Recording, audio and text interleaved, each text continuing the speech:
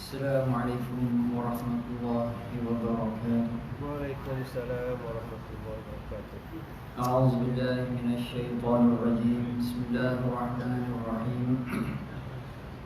الحمد لله نحمده ونستغفره ونعوذ بالله من شرور أنفسنا ومن سيئات أعمالنا. من يهده الله فلا مضل له ومن يضلله فلا هادي له. أشهد أن لا إله إلا الله وأشهد أن محمدا رسول الله.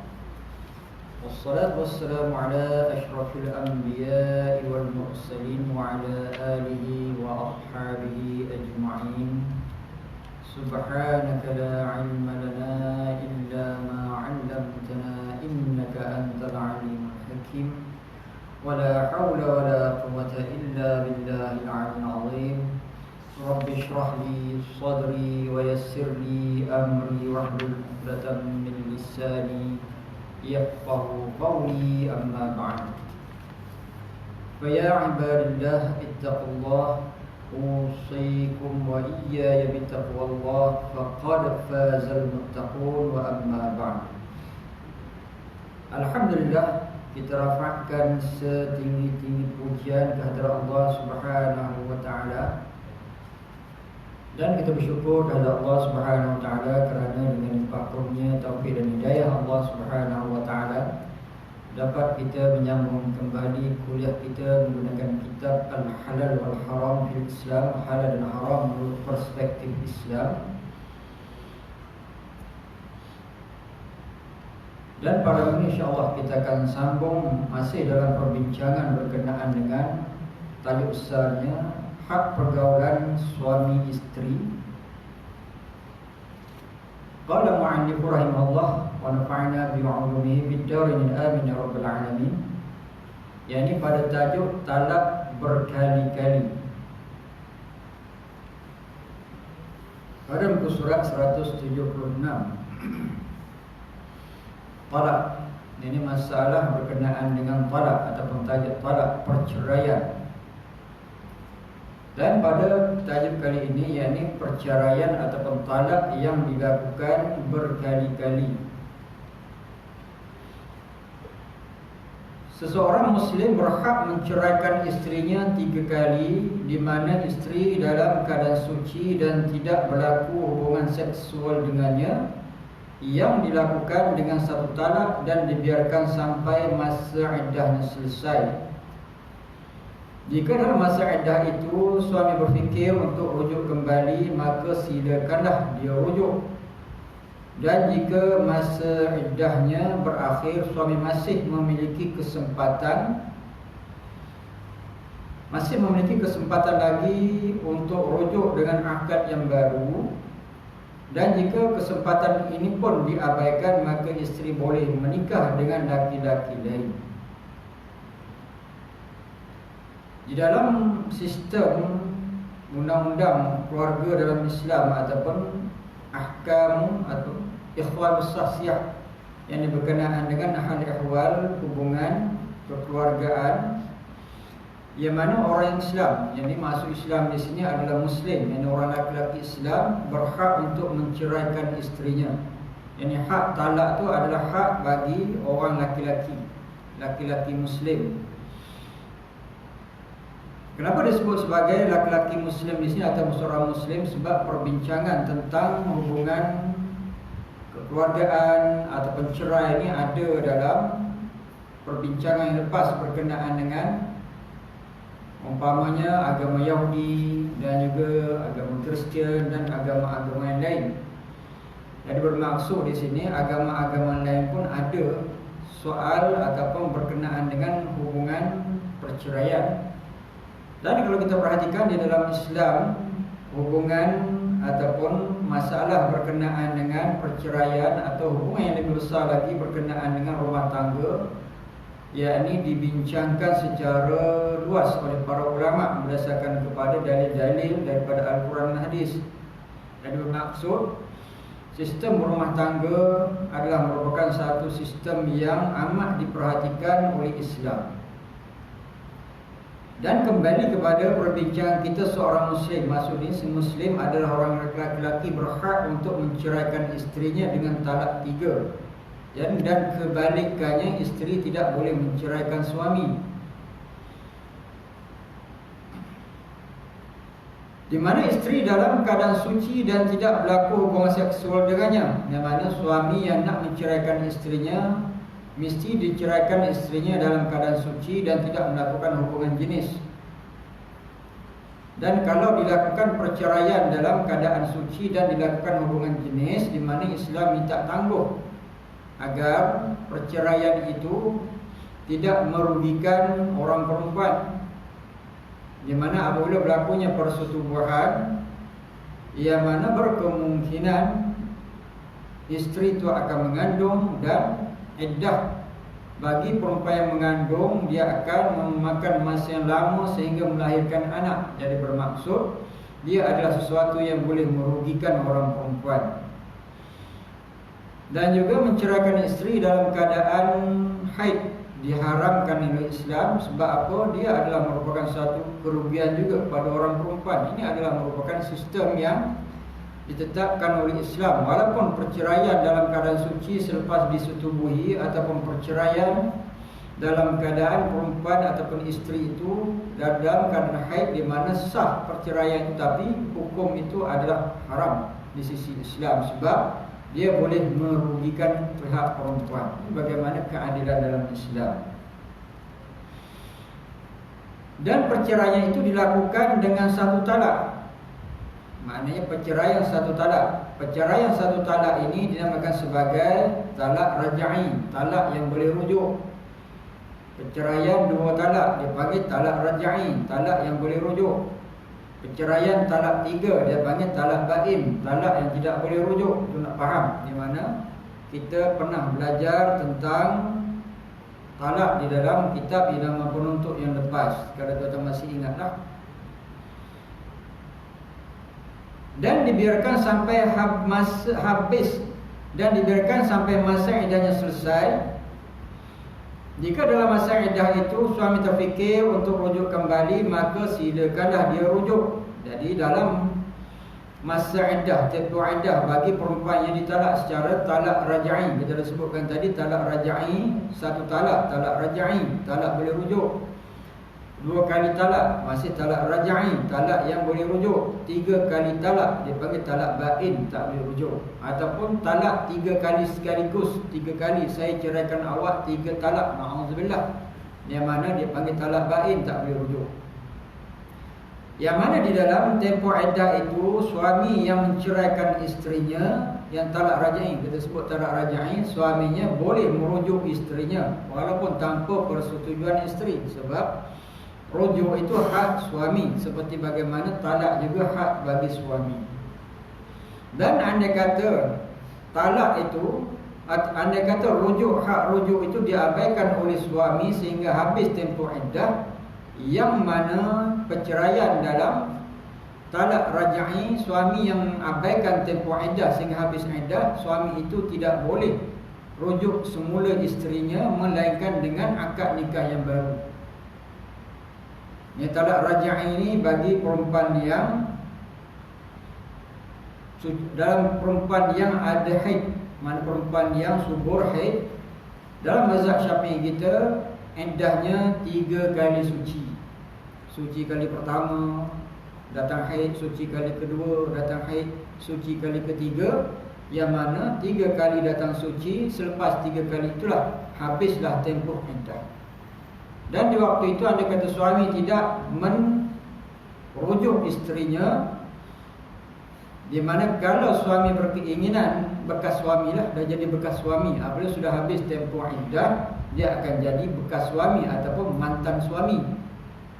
Dan dalam keadaan itu suami tidak ada hak untuk rujuk. Dan kalaulah bekas ataupun mantan isterinya setuju untuk kembali kepada suami yang lepaslah, suami yang menceraikan dia, hendaklah dilakukan akad nikah yang baru semula. Dan kalau akad nikah baru semula, kena ijab kabul yang baru semula lah, kena ada hantaran baru semula lah, kena ada mas kahwin baru. Dan kalau nak kenduri pun pasang kemah baru lah, dengan bekas isteri kita. Alhamdulillah. Jangan jadi bekas-bekas lah. Jadi susah jadi bekas-bekas ni, benda bekas kan jadi susah lah. Apa nak jadi bekas?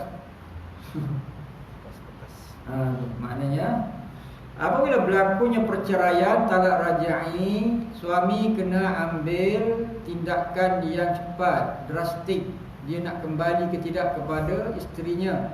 Jangan dibiarkan ego, kesombongan ada dalam diri sehingga apabila habis tempoh iddah, hati itu dah berkenan, mana nak kembali kepada isteri. Tetapi ego suami, dia tidak mau rujuk isterinya apabila habis iddah. Isteri itu boleh nikah dengan orang lain. Babailah.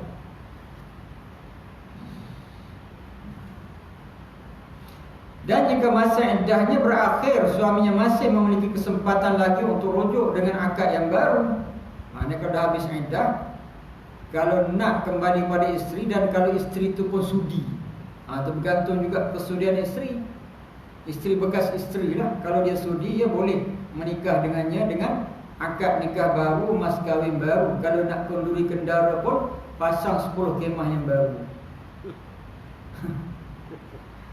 Dan jika kesempatan ini pun diabaikan, maka isteri boleh menikah dengan laki-laki lain apabila habis iddah. Kalau kesempatan itu tidak diambil ataupun diabaikan, yang mana bekas isteri, kita panggil bekas isteri, boleh bernikah dengan orang lain. Habis iddah saja, dia boleh bernikah dengan orang lain. Dan kerana itulah masing-masing kena buang ego masing-masing. Kalau tidak, dia akan kerugian.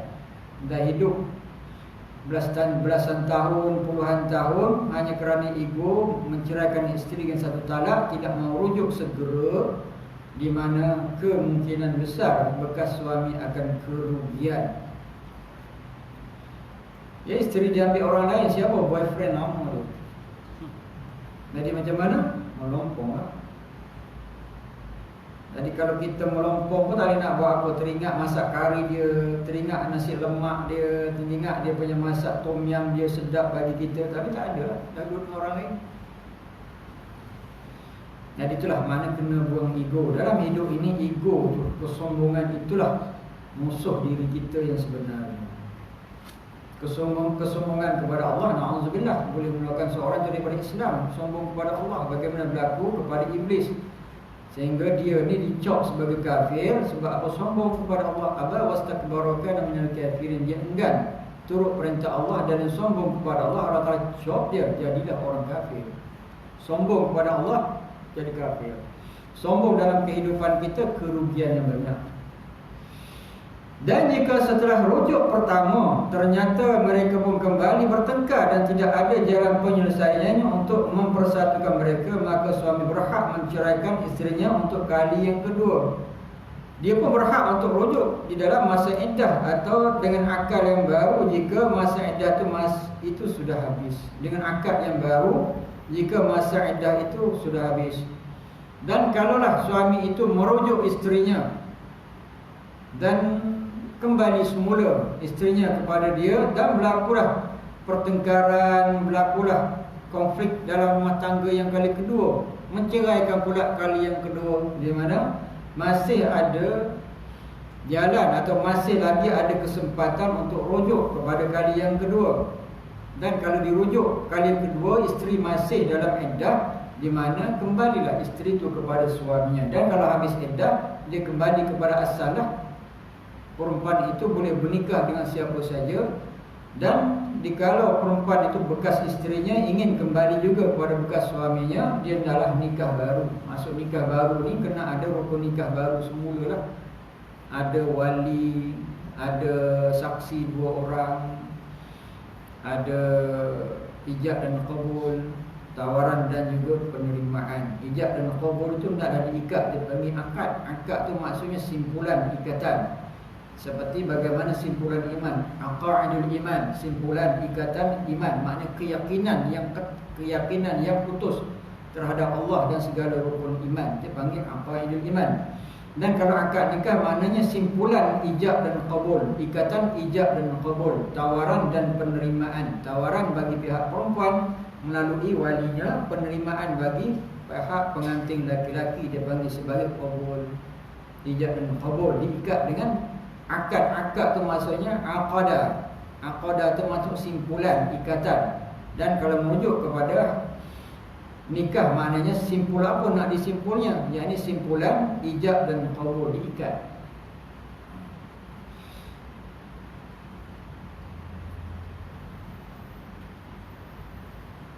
Seandainya selepas ini dia menceraikan isterinya sekali lagi, kali ketiga ceraikan isteri. Yang kali pertama cerai, rujuk.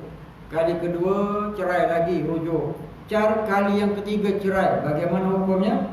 Seandainya selepas ini dia menceraikan isterinya kali ketiga, berarti dia telah menjatuhkan talak bain.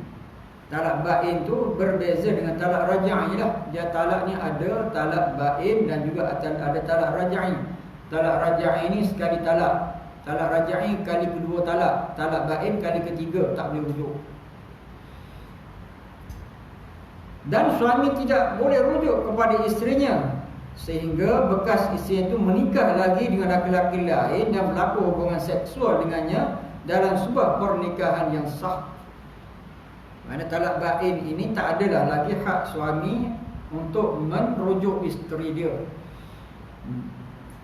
Dan kalaulah dua-dua ni, suami isteri ni walaupun dah bercerai talak 3 tapi masing-masing rindu masing-masing, dah lama hidup ni, jadi rindu semula. Jadi macam mana nak buat kes ni? Isterinya apabila habis iddah kena nikah baru. Kena nikah baru. Nikah baru dan merasai persetubuhan yang sebenar dengan suami baru. Dan andai kata suami baru tu menceraikan dia, di mana apabila selepas perceraian itu dia kena tunggu habis iddah, lepas tu baru boleh bernikah dengan mantan suami dia dulu. Lama proses tu. Nah, lepas tu bagaimana? Syaratnya mesti merasai persetubuhan dengan suami yang baru. Persetubuhan yang sebenar, bukan acak-acak. Susah macam tu tuan-tuan, susah. Tak payah dah ya Allah. Suami tak nak cerai kan? Tak payah nak bercerai-berai, na'udzubillah. Ini tak jauh kepada Allah. Kita tidak boleh sombong. Nak berlaku tu kerja Allah kan. Cuma kita kena berusaha menjagakan hubungan suami isteri. Nak marah macam mana sekalipun, jangan guna perkataan cerai. Jangan guna perkataan cerai. Dan jangan guna kaki tangan untuk memukul. Sebab isteri ini adalah umpama bantal kita, umpama tilam kita, bukan tempat pancing beg kita. Nak marah macam mana sekalipun, jangan jadikan mereka sebagai pancing beg. Apakah kita tergamak jadikan mereka pancing beg? Di waktu malam kita jadikan mereka sebagai hamparan kita? Alhamdulillah, tak tergamak. Bagaimana hidup yang macam tu? Isteri dijadikan pancing beg. Kalau kita nak marah sekali mana pun, carilah jalan lain untuk meredakan kita. Pergilah kedai mamak atau apa, kena reka canai dulu, bagi mana-mana, relax dulu. Di masjid ke surau, pergi solat 2 rakaat dulu, istighfar banyak-banyak. Lepas tu balik, bawa lah tom yam ke, roti canai ke, dia lega lah. Puluh dah RM50. Lega tak cukup 50, 100. Barulah lega kan.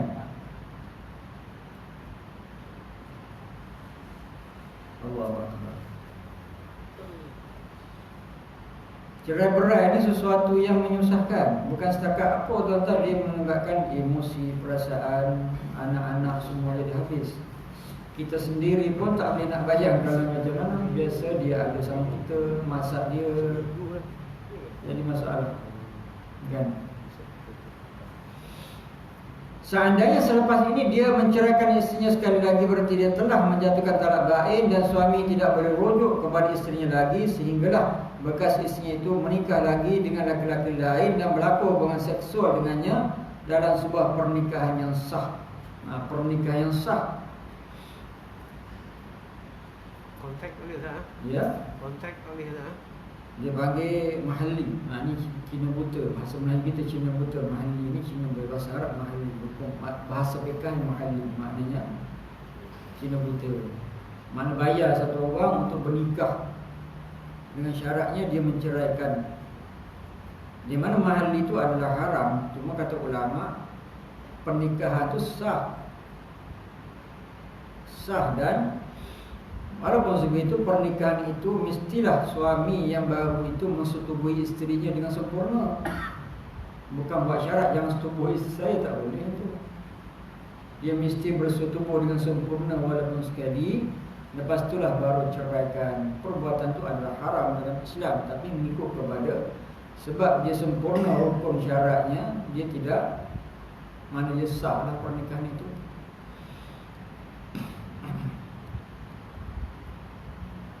Walaupun sebegitu, masa akad nikah tu dia tidak boleh disyaratkan masa akad itu dengan menceraikan isteri.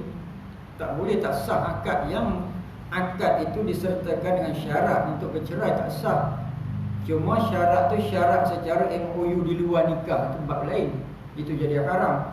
Kalaulah masa nikah itu dia sertakan syarat untuk menceraikan isteri, dalam kes itu tidak sah. Dia akan jadi macam nikah mut'ah Syiah tu. Nikah mut'ah Syiah tu dia meletakkan syarat untuk menceraikan isteri dinikahi. Maknanya dia letakkan syarat nikah berapa jam, sejam, 30 minit, setengah hari. Itu nikah mut'ah Syiah tu. Yang tu tidak sah nikah yang diletakkan syarat untuk menceraikan isteri dalam akad. Yang dikatakan sah di sini walaupun haram perbuatan itu, yakni MOU dia bukan masukkan di dalam akad. Meletakkan syarat, apa syarat dalam akad nikah memang tidak sah, menyebabkan akad nikah tidak sah. Itu nak faham.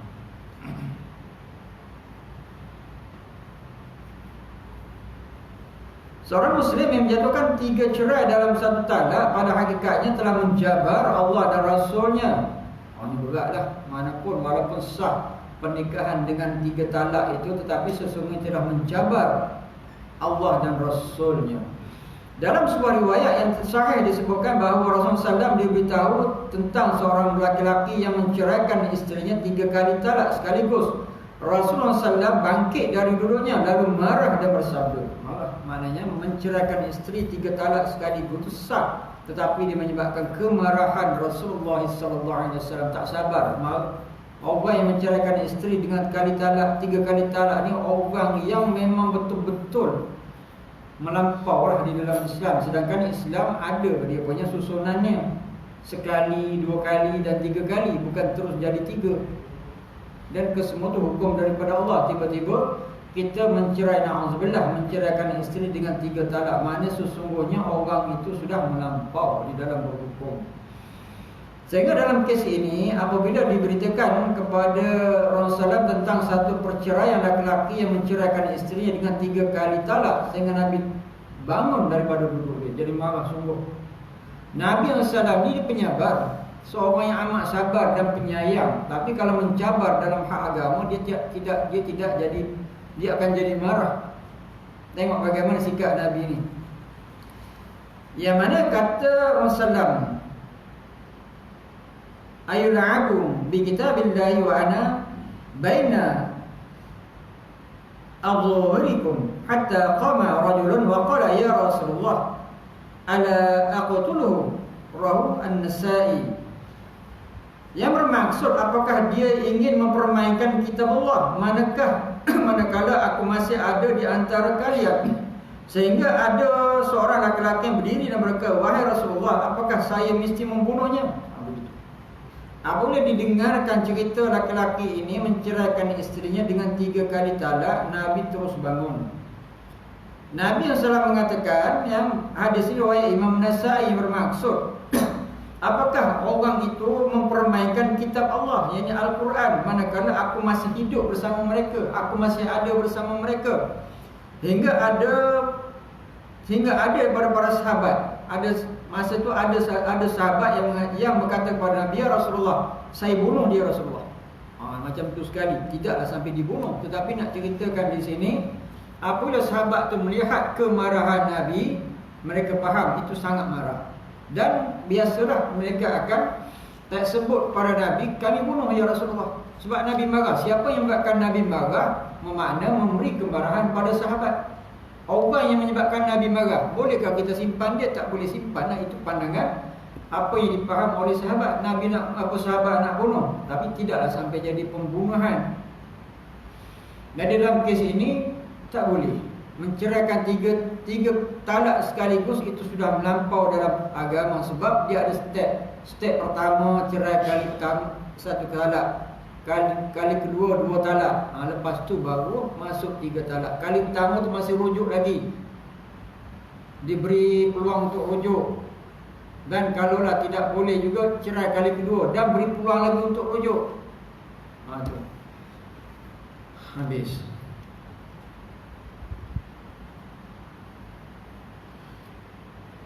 Masuk tajuk yang baru. Pertahankan atau lepaskan. Apa maksudnya pertahankan atau lepaskan? Ada seorang suami menceraikan isterinya sama ada talak pertama atau kedua dan masa iddahnya hampir habis, maka suami mesti menentukan pilihan di antara 2 pilihan yang ada. Jadi apabila suami, dalam tajuk ini pula, apabila seorang suami menceraikan isterinya sama ada dengan talak pertama atau talak kedua, maknanya masih dalam talak raja'i, sedangkan iddah isteri yang ditalak itu sudah nak habis tempoh, nak expired dah, nak habis tempoh iddah dia. Dalam keadaan itu, suami mesti membuat 2 pilihan. Yang pertama, rujuk kembali kepada isterinya dengan tujuan untuk membetulkan kesalahan di masa yang lalu dan bukan untuk membuat masalah yang baru. Dan nak habis tempoh iddah ni, suami kena buat pilihan. Yang pertama, pilihan pertama, dia rujuk pada isterinya dengan syarat bukan dia nak menzalimi isteri dia. Dekat nak habis tempoh iddah, dia nikah semula, lepas tu nak cerai pula semula. Jadi maknanya itu adalah satu kezaliman. Tujuan rujuk di sini adalah untuk membetulkan kesalahan yang lepas, untuk membina satu rumah tangga yang sudah dibina tapi hampir roboh, ditegakkan semula. Jadi banyak sebablah untuk seorang tu dia rujuk kepada isteri. Yang pertamanya dengan sebab keluarga lah, anak-anak, dan kena pula ada cucu pula lagi. Jadi tak boleh nak dibayangkan lah bagaimana perceraian dalam keadaan itu. Hanya dengan sebab satu ego yang menyebabkan seorang itu terus bercerai, sedangkan dah ada anak dan lebih-lebih lagi dah ada cucu dan sebagainya. Na'udzubillah. Dalam keadaan ini maknanya kalau sudah hampir tempoh iddah itu nak habis, suami kena buat pilihan. Yang pertamanya rujuk, tapi rujuk di sini bukan untuk menzalimi isterinya. Yang ini bermaksud bukan menzalimi isterinya, dah dekat habis tempoh iddah baru rujuk, sebab pun nak menganiaya. Itu bukan macam itu. Yang kedua, melepaskannya dan berpisah dengannya secara baik-baik tanpa ada pihak yang dirugikan atau dikurangi haknya. Dan hak yang apa ni, pilihan yang kedua, dah tak boleh lagi lah nak berbaik-baik. Dalam tempoh iddah tu dah bincang bagai-bagai, dah tak boleh dah.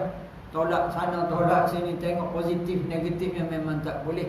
Jadi bagaimana? Kena bercerai dengan cara baik-baik. Jangan ada permusuhan.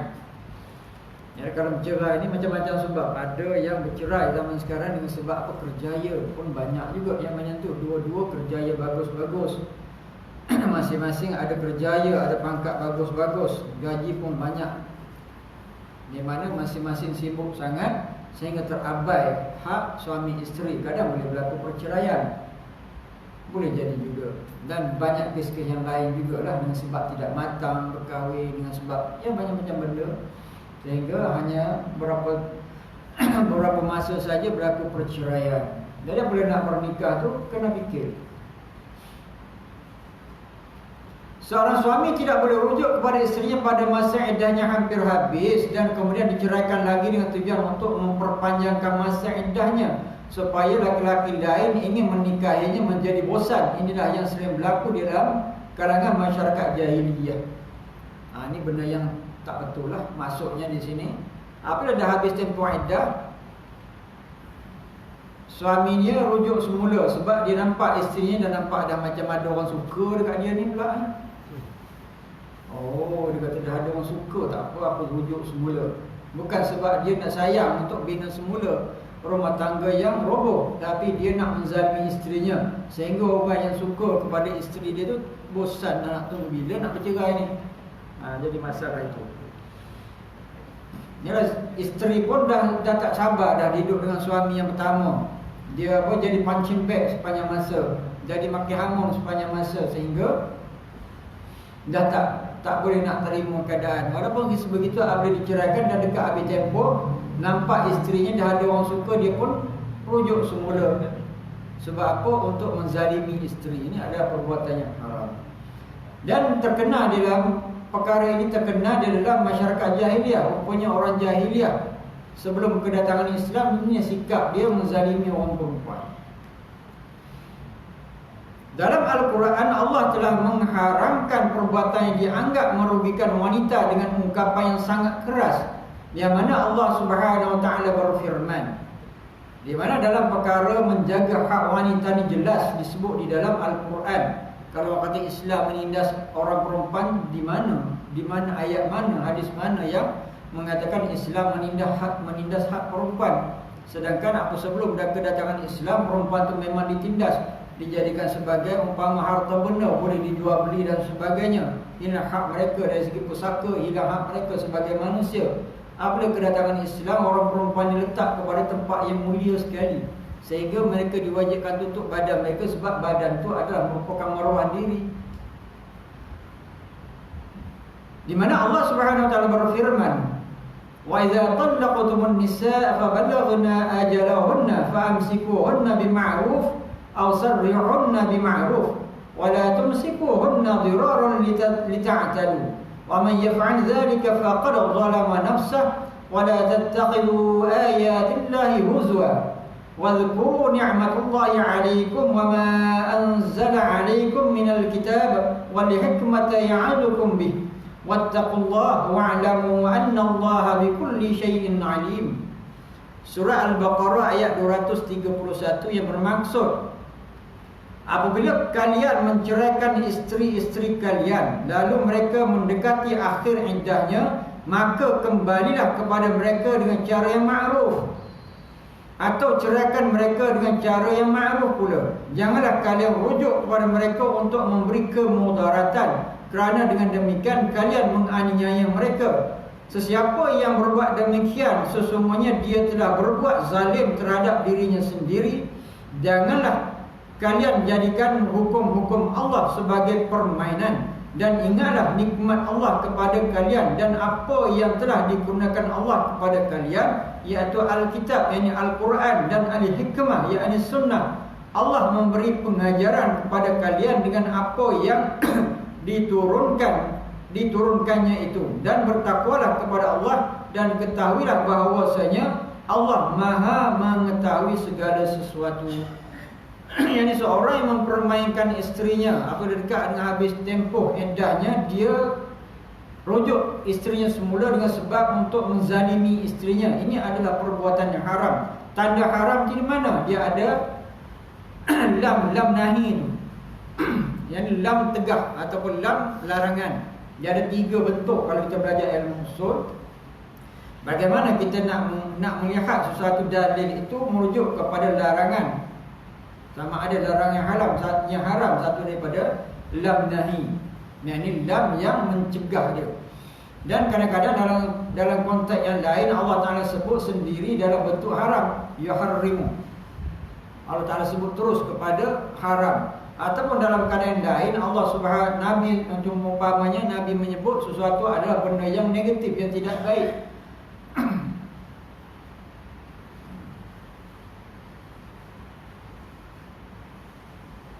Dan dalam ayat ini pula, kalau kita lihat,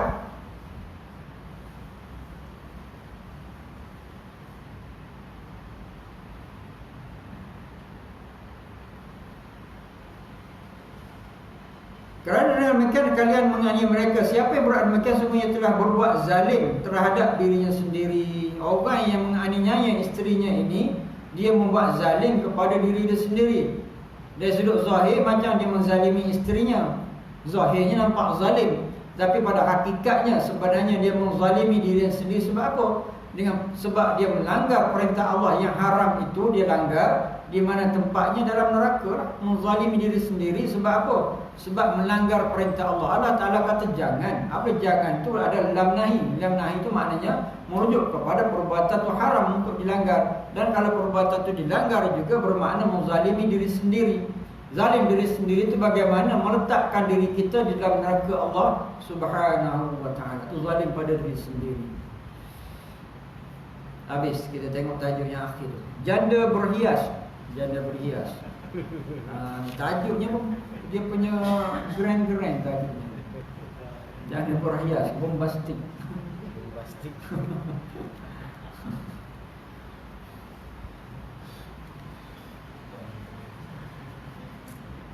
Dia kalau bagi setengah orang, dia perkataan janda tu dia agak sensitif. Sensitif. Bagi setengah orang lah sensitif kan. Benda-benda janda-janda ni tak yang sebut di rumah, tak elok.